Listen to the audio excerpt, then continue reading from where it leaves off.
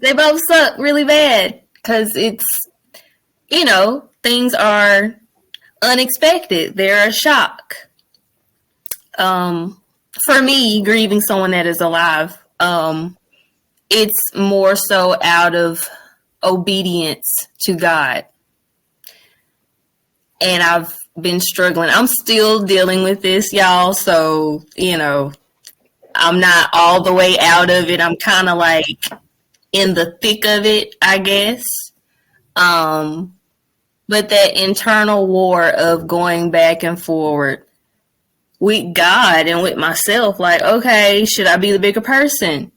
Should I reach out? Should I do this? Should I do that? And every time I get shut down, whether it's something popping up on my timeline or I see a video or I see something on TV and it's like, no, stay obedient.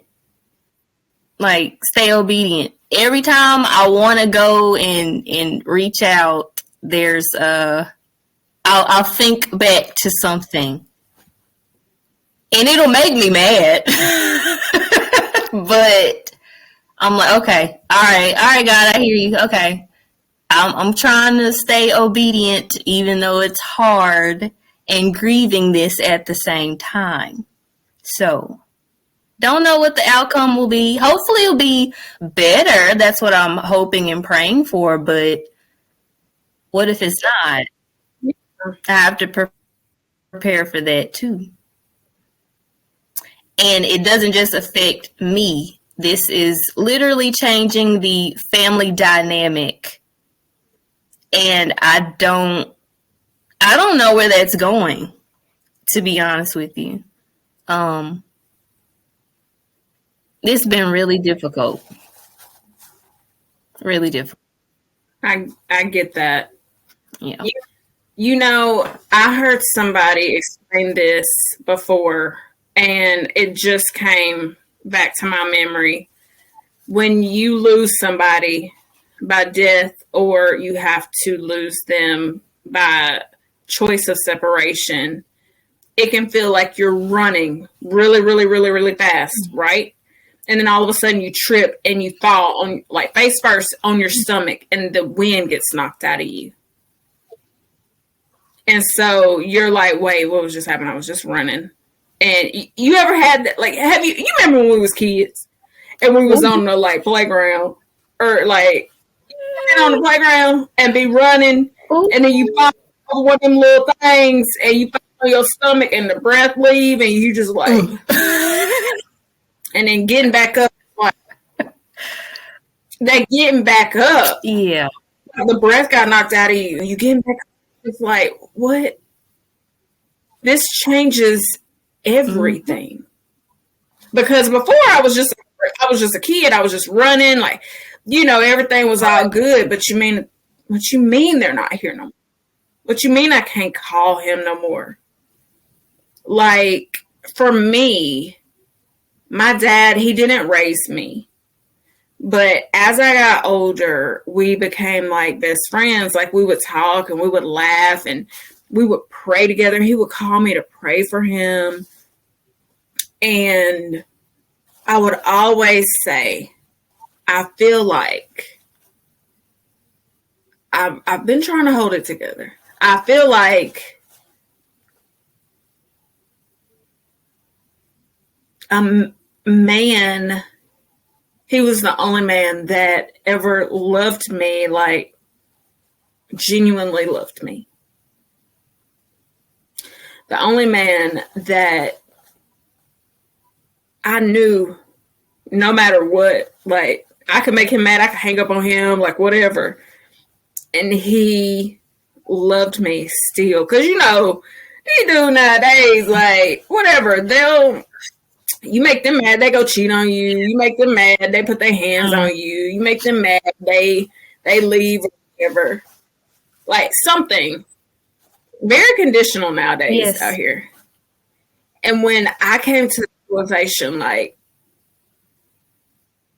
the one man, like, male figure as a woman that I can count on to love me unconditionally. Like, I mean, yeah, my brothers, okay, but like, what, the one man I can count on to love me unconditionally, that told me, you're my baby, like, and then when I would get, when I would get my heart broken, call him, am I crazy? Like, what's going on? Like, and for him to just affirm me, what do you mean that's not there no more? Like, I don't have like somebody to reassure me that I'm still lovable. That's crazy. That's crazy. So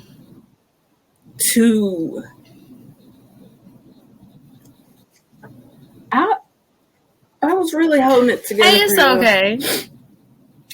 Just let it out.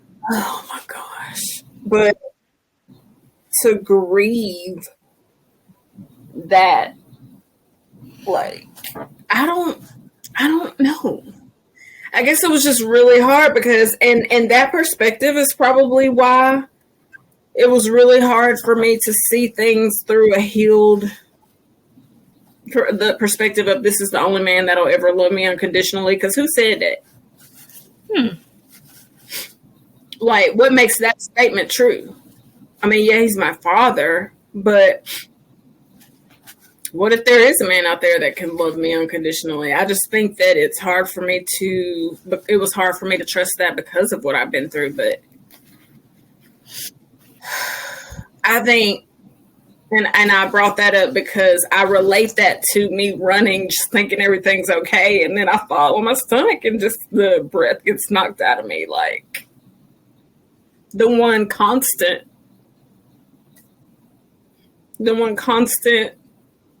I love you,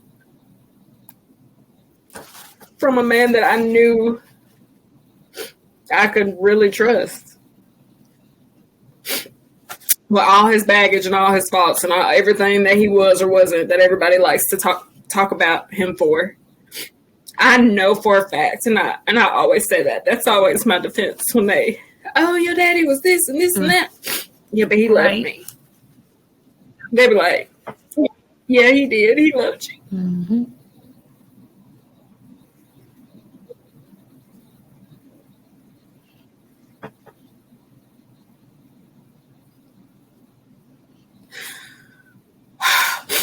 So,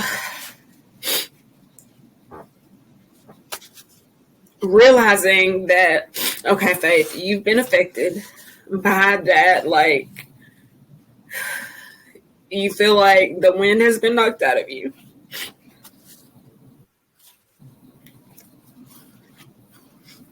Out of nowhere.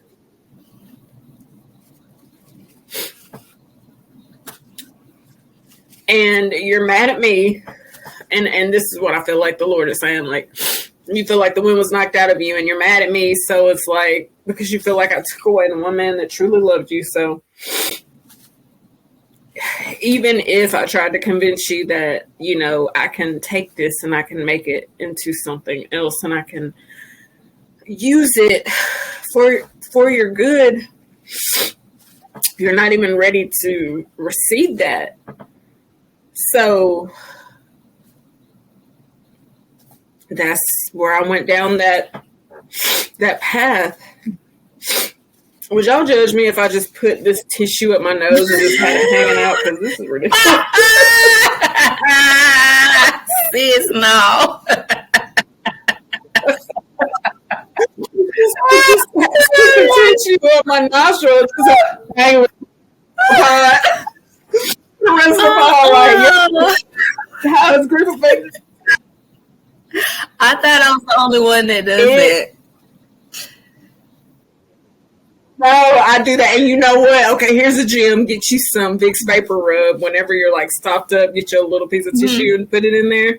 And then stick it up there. Oh, gosh. When I had a sinus infection, that was the statement. You're welcome. I wish I would have known a couple of weeks ago.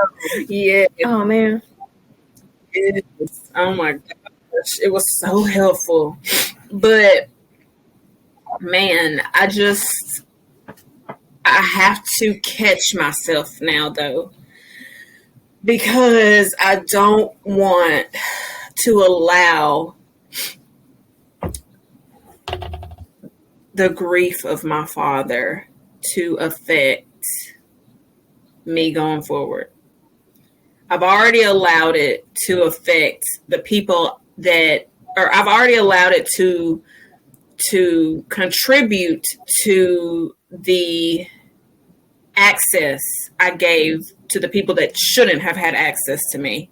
I allowed that to, but I truly believe that was the reason why I gave people access that did not need access to me. And I'm healing. Now I'm healing that. Like, it was like piling on. So it's like, I want to make sure that for real this time, like,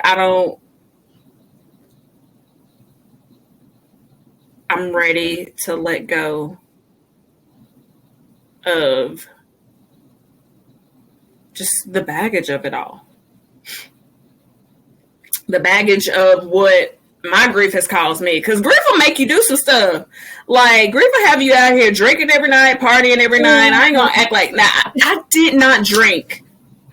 Best friend, Yeah. You could vouch. Before my dad passed, I was vegan. Yeah. I wasn't eating no meat. And I was eating fish a little bit. Yeah, I was eating fish a little bit. But I wasn't drinking at all. I did not drink a single drop of alcohol. When that man passed away, baby, I went on a wine tasting and it was up ever since. And I really believe, it was. I went on a wine tasting and then ever since then I've been buying bottles of wine ever since. And then I graduated to the hard. Went from wine to what was it? Jack and Coke to green apple Jack and Coke, green apple Jack and lemonade. Yum naming drinks. This gonna help somebody. Somebody. They gonna be like, that's why I like green apple Jack and lemonade. I'm greedy. And then to tequila. And then, like, now it's just like, you know what? How did I go from nothing? How did I go from nothing to tequila? Wow. In 2 years. Wow.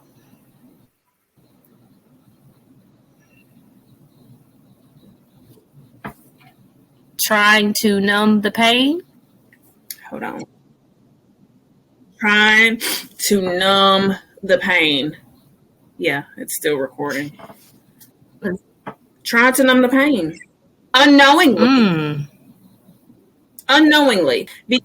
I had discipline before. Yeah. And that's one thing I feel like I lost because I didn't care. I sat there. I remember it was the summer that he passed away. I would buy things of Oreos and eat the whole package. I ain't never did it. I never did it. I bought the whole big, I'll talk about the big things of Oreos. And I would eat the entire pack of Oreos. I gained 40 pounds that summer. Wow. Yeah. And I had discipline. And so I feel like when you're grieving, we have to be careful because your discipline will go out the window. Yep. Because it's like you don't care. So a lot of times people can go into a depression and not know it. And grief will be something that can take you into depression and you not know it. Grief had me in a depression and I didn't know it. My willpower was gone. My discipline was gone. My ability to say, oh, y'all are going to get ice cream. Okay, I'm going to get my ability to say, y'all going to get ice cream. Nah, I don't want no ice cream. My ability to say no completely left. Everybody getting ice cream? Bet, give me the ice cream. Everybody taking a shot? Bet, give me a shot. Everybody doing this? Bet. When before I was just like, man, like I don't care. When grief set in, it took away my discipline. I used to fast 3 times a week. I mean, I ain't trying to like toot my horn or nothing, but I was fasting a lot. Like me and April, I would call April and be like, "Girl, let's fast this week," and she'd be like, "Okay." We would be fasting like You were and on it. that was yeah. It's like I lost my desire to live. And I'm not saying that I was out here trying to like, I was having suicidal thoughts or anything, but I lost my desire to be the best version of me for sure. And I never thought that I never thought that I would be like that. Wow. So would you say that grief could possibly be the gateway to depression, alcoholism, all of the destruction that the devil wants? Absolutely. Absolutely, it's the gateway. And you know what else? A lot of people think that you can only grieve a person, but it's like you said, you can grieve an expectation. Yeah. You can grieve I thought I'd be here by now. Let me grieve that. You can grieve, I thought I'd have kids by now. Yes. You can grieve, I thought I'd have a house by now. Sure. You can grieve that. Like, we out here thinking that grieving is just, I lost somebody. Right. It's not. Mm-hmm. Grieving is, man, I thought I'd have a house by now. Now I feel stuck. And let me grieve that season because that's over with. Look at the market now. Like, that's over with. You know what I'm saying? Like, keeps you in a stronghold. Grief? Yeah. Grief is definitely a gateway into depression. But what makes it tricky is that it can slide in unexpectedly from any type of disappointment. Yes. Think how easy it is to be disappointed. Yeah. How easy it is. This day and age. Mm-hmm. So yeah, I would say that grief damages your perspective. And so that's why grief damaged my perspective in such a way that's why I looked at men like they had to be the enemy. Number one, my grief made me give access to people that didn't need to have access. Those people came in and did their wreckage, And so now grief has partnered with this trauma to affect my perspective. And now I'm looking at every man like he's abusive. I'm looking at every man like he's a cheater. I'm looking at every man like he's a liar. I'm looking at every man like he is he's public enemy number one. All because of grief. But on the flip side, grief can elevate your discernment. It can elevate you to guard your heart, guard your mind, guard your body, guard your spirit. It has its pros and cons. It can be a benefit. Absolutely. When you come out. I'm sorry. I feel like that happens when you come out of grief. Like, or how can I? Because I do still kind of feel like I'm grieving my father, but I feel like I'm starting to grieve him in a healthier way now. Like I'm grieving the fact that my dad passed away. Like I'm not grieving the fact that I lost the only man that'll ever love me. Yeah. Like I feel like when you realize that, number one, when you realize that you're grieving, and number two, when you allow it to reveal to you how you allowed it to be negative in your life, you have to be able to see that before you can let the positives come out. Because I did not start season 2 of this podcast until I recognized that I was grieving. I ended season 1 in 2021, the year my father passed. Do you think I meant to wait 2 years? No. grief will delay you. Yep. But you have to recognize that you're in it, and people don't recognize they're in it.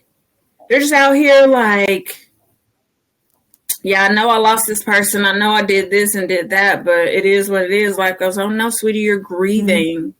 And you need, and I'm not saying that once you start to grieve in a healthy way that it gets easier, but you start to realize, okay, this is what that is. This is that. It's not that every man is out to get me. So now I have to be, have my guard up around every man and have to, cuss every man out and, make every man my enemy. It's okay. This is grief. It's because I thought I lost the only man that would ever truly love me. Let me see as I guard my heart and move forward. Because I do that. Yes, I can see how God is going to take the people that grief gave access to in my life. I can see how God's going to take that and turn it good.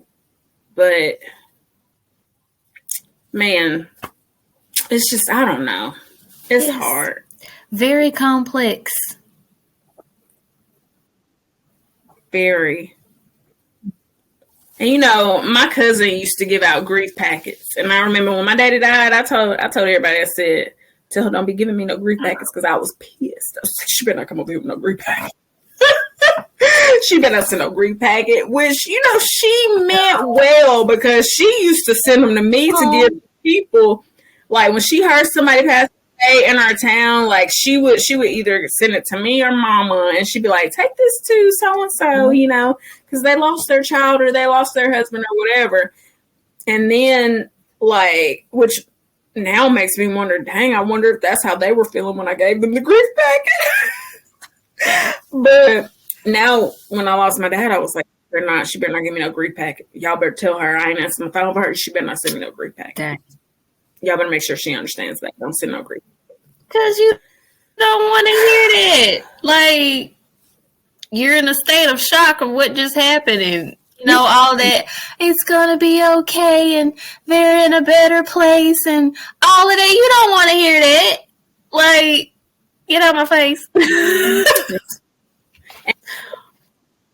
Her defense, yeah, correct. And in her defense, it wasn't that. It was more so telling you the steps of grief that you will experience and that I did kind of experience. Like the denial step, the like basically preparing you for what you're about to go through. But I mean, okay. So as an outsider looking in, I feel like we kind of interviewing each other here. So as an outsider looking in, is it fair to say, or could you possibly see that as pride? Wait. As in people giving you advice for grief as pride, or you not accepting their advice as pride? As someone who does not like to grieve in front of people, cry in front of people, like how I was with my brother, like he had to show up because I didn't want to talk like that. I don't want to be surrounded by people if I'm sad, if I'm grieving. That's not what I want. Like, I'll come to you when I'm ready.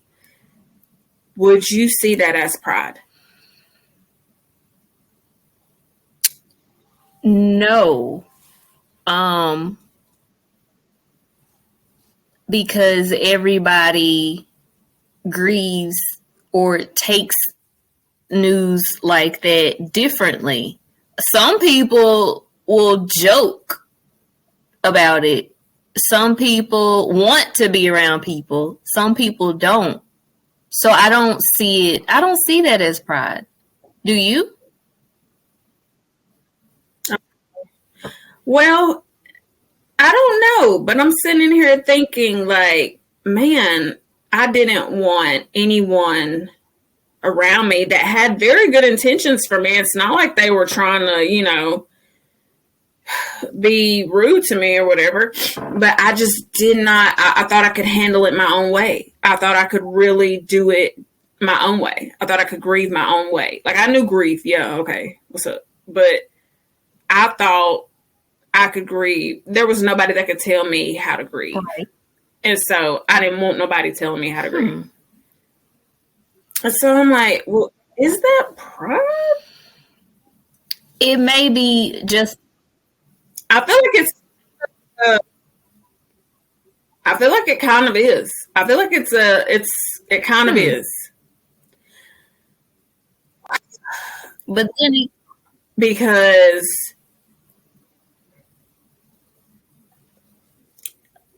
simply because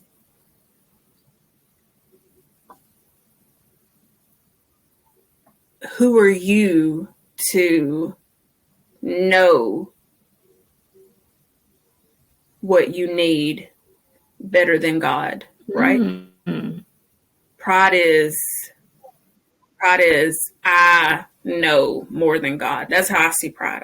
I know more than God. I know what I need more than God. So who am I to tell God, this is how I want to grieve my dad. Don't send nobody over here. This is how I want to grieve my dad. Don't send me no packets. What if and I know because like my cousin, it was the church that set up the grief packets. So it wasn't like it was coming from, what if it was pride saying, I just don't want to see nobody see me sad. I don't want nobody to know that I really feel like I'm unlovable. And so if they seem like just what if that is a form of pride?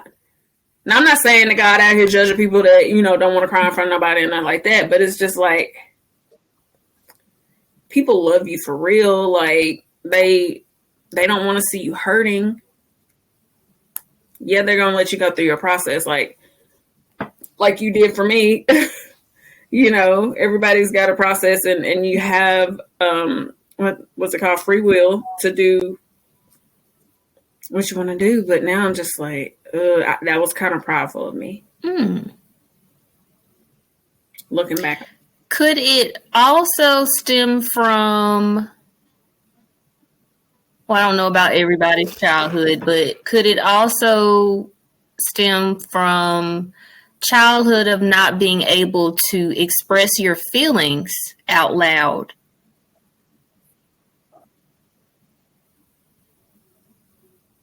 Wow. Because I feel like that is probably for me. Just thinking back. Feeling misunderstood. What now? I'm sorry, I didn't hear you. Feeling misunderstood or like your true feelings wouldn't even be heard. Yes. Yeah. Yep. I can think back on when my grandmother passed away back in 2010. And she was a lot of things to a lot of people.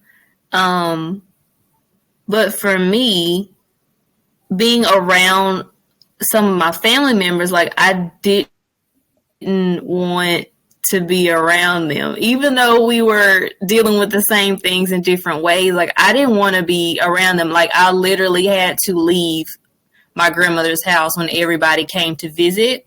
I had to go. Like I didn't want to be there. And I kind of felt selfish in a way because dang, like that ain't even my mama. That's my grandma. It should be my mom that's feeling this way and doesn't want to be bothered with anybody. Who am I, But I guess I didn't know how to express how I felt at that particular time. And I really didn't want to cry like that in front of people, even though they were my family members. I didn't want them to see me in that sensitive, sad state, even though we were all dealing with it. Yeah. I get that.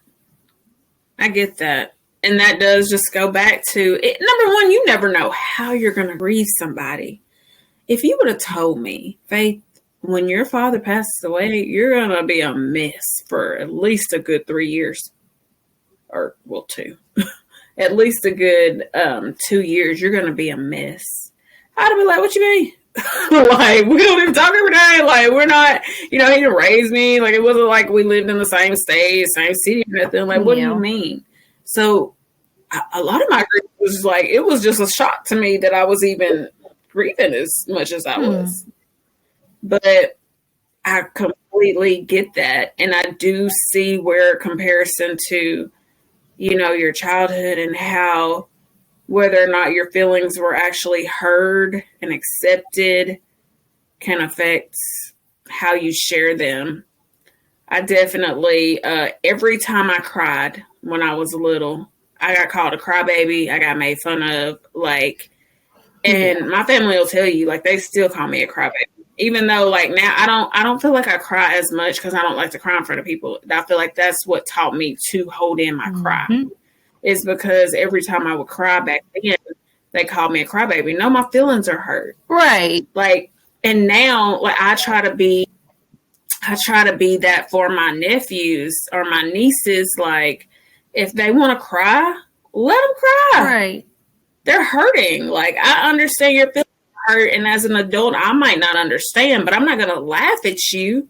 Can you, as an adult, when we laugh at kids who their feelings are hurt and you call them a crybaby, as an adult now, it's how you gonna laugh at me because my feelings hurt? Right. You're just a grown bully. Right. What are you talking about? I have feelings too. Right. So I do think that played a major role in why I don't like crying in front of people. Because when I did, I was made to they would make me feel shame for crying. Right, and for what? like they've never cried before. Come on, man. The child cousin Lavon, she wrote me a letter, and I think I still have that letter. But whenever I bring it up, she's like, I remember. She said she did not like how they did me because I would always I don't know. I'm just sensitive, and I'm still sensitive. But now it just comes out differently. Now I might just talk a little heavier instead of crying, or I'm still gonna cry. But only those closest to me gonna see it. And if it's real bad, ain't nobody gonna see it. Because I don't know, there's still probably just still a little shame there. I can't allow myself to flow like I used to. And I just got that revelation just now. Wow, thank you for actually being could it possibly be from your childhood? Because that's true. Yeah, we grew up in a generation of be quiet or I'm going to give you something to cry about, couldn't really express how you felt in that particular moment, so you suppress it and you just keep suppressing throughout life. I look at it. Can't cry for nothing, can't don't want to talk about feelings for nothing. We really got to do better. Yes. We really got to do better. This I'm pretty sure going to be a part 2 because I think this is going to be a 2-parter because number one, we had a lot to say. Number 2, I mean, I don't think there's a way that you can really round it off. So let me ask you this final question. How would you encourage someone who just now got the revelation, wow, I'm grieving. I didn't even know I'm grieving. How would you encourage them? Sit in it. Sit in your emotions. Ask yourself questions. why, how, what do I need to do to process this out in a healthy way? Whether that's exercising, journaling, hanging out with people that make you happy, whatever it is, process it in a healthy way. And it's okay to feel how you feel. Just feel it. It's okay. Feel it. Right.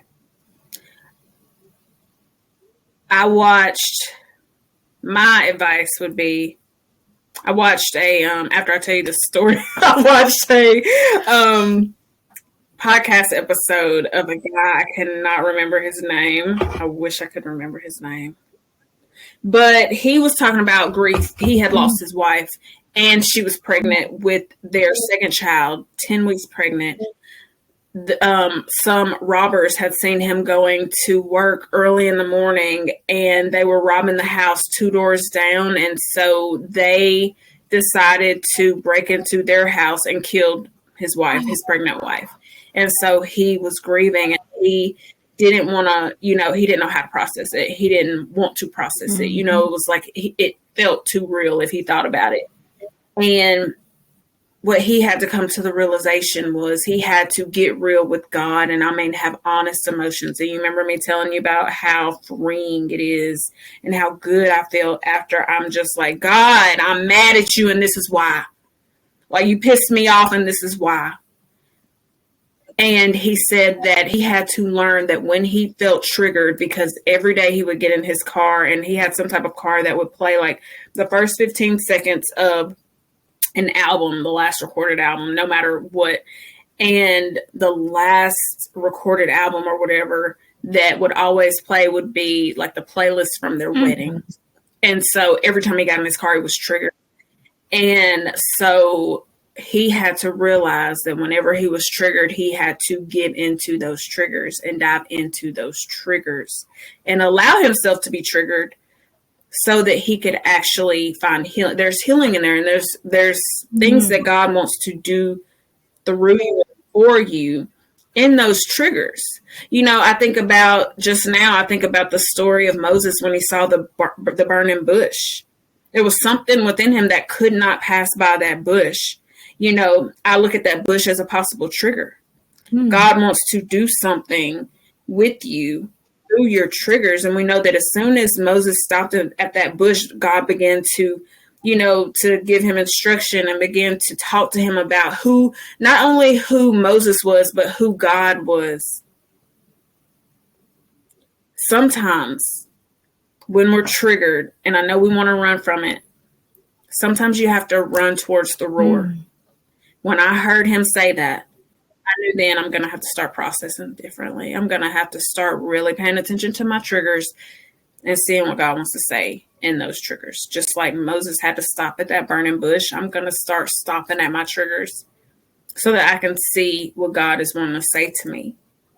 Maybe he's about to give me some type of direction because of this trigger that could possibly free a nation, that could possibly let his people go, whatever. I know I'm getting deep, but I would say that when you're triggered, because you will be, and you're not going to always know what those triggers are going to be. It could be a smell. It could be a color. It could be a sound. It could be just a dream you had. It could be something that you heard. It could be somebody random's voice that sounds like that person. It could be anything. You're not going to always know what that is, but lean into that. You're feeling triggered right now. God, what does this mean? What are you trying to tell me about this? This still hurts. What is this? And let him lead you. So thank you for talking to me. You're welcome. Thank you for that. About grief. You pulled out your paper towel. And you know what? You were so vulnerable, and I love that. That's one thing. I am so grateful that God gave me a best friend who I can be vulnerable with, but who also can be vulnerable with me, and we could just, nothing is ever off limits. And I love that. I love you. So y'all go follow Apryl everywhere. She's Apryl Nicole Signs. Y'all see how it's spelled if y'all are watching it. If you're not, it's APRYLNICOLEDESIGNS, right? Apryl No Nicole S on the Designs. design. Oh, Yep. okay. See, I should have had you. It's okay. Yeah. Y'all follow her everywhere. She's going places, and if you need any type of design, just hit her up, and she got you, like, for real. Super talented, and my best friend, period. And y'all already know I love you, and I'm gonna see y'all in the next episode. Bye.